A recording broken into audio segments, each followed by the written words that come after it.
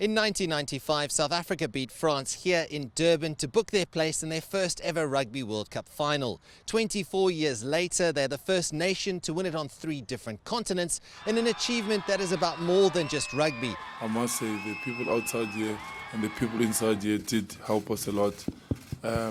It gave us another reason, to fight even harder. The iconic FNB Stadium, or Soccer City as it's affectionately known by football fans across the Rainbow Nation, is home to South African football and home to the Soweto Derby. One of the biggest on the continent, is watched by millions in over 50 countries as they try to get a glimpse of Orlando Pirates taking on their rivals, Kaizer Chiefs.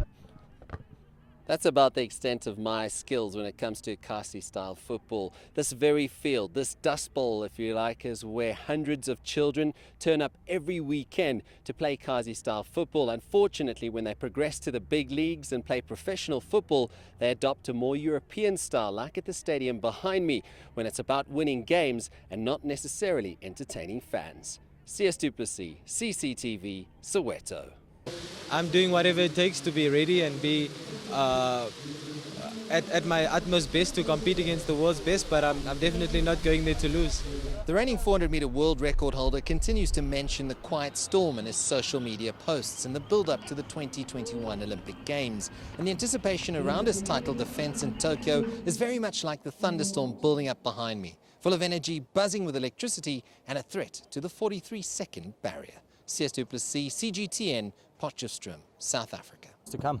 The Nelson Mandela Challenge is more than just an international friendly fixture. Yes, it gives the 2010 World Cup hosts a chance to test themselves against a quality opponent, but it's about paying tribute to the man known as the father of the Rainbow Nation and honouring his incredible legacy and ever-present contribution to South Africa through the game of football. Sias du Plessis, CGTN, Johannesburg.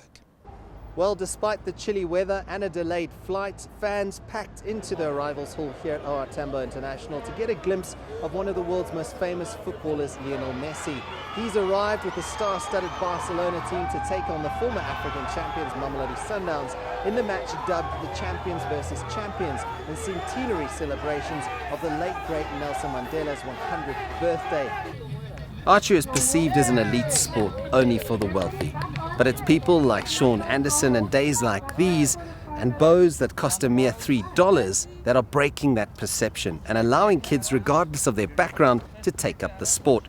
Who knows, maybe one day one of these kids behind me could be a future African or even Olympic champion. Sias du Plessis, CGTN, Pretoria. A cloud hangs over the future of the former World and Commonwealth Games long jump champion. His actions have not only led to a provisional suspension, but also seen a global sports apparel brand cut ties with him. He now needs to convince the integrity unit of World Athletics that he had a valid reason for missing the test, will face a 2-year ban, which will certainly spell the end of a checkered career for the man who claimed silver in Rio. Sias du Plessis, CGTN, Pretoria. But what about Germany? It was another case of so closer but no cigar for the second consecutive major tournament. The Germans were sent packing by Spain, but despite licking their wounds, Germany's youthful side surprised friend and foe. Well, as you can imagine, the newspapers dominated with World Cup stories, and the third, fourth place playoff also comes through. But the big focus this morning is on the final. The stage is set, the Citizen has on its back page. And of course, 90 minutes from glory as a new name will appear on that World Cup trophy. It's the first World Cup meeting between these two proud footballing nations. Yes, Holland might be playing its third World Cup final, but the Spaniards are favoured by many to lift their first World Cup crown. The Red Fury won the Euro 2008, then went unbeaten through the World Cup qualifiers. And despite losing their opening game against Switzerland, Spain remained on course for a date with destiny. Yeah, well, good luck to the Springboks, of course, up against the All Blacks in Eden Park, looking to end that 73-year hoodoo. That's it from us this morning. Catch us again tomorrow morning at 7 a.m. Well, there is a real sense of belief with the American fans now that they can go on and win this World Cup. As you can see, the party is going absolutely crazy here as America celebrates its passage into the next round. Sias du Plessis and a crazy Loftus for Supersport.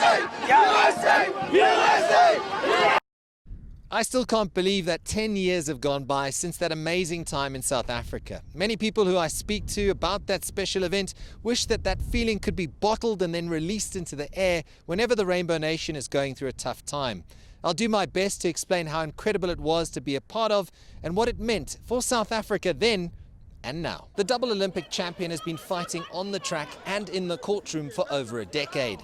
And as she celebrates her 30th birthday, she is far from done fighting. It will, however, require an enormous amount of energy, patience, and over $1 million to continue the fight. But the indomitable track star is not backing down as she fights for one last golden Olympic performance in Tokyo.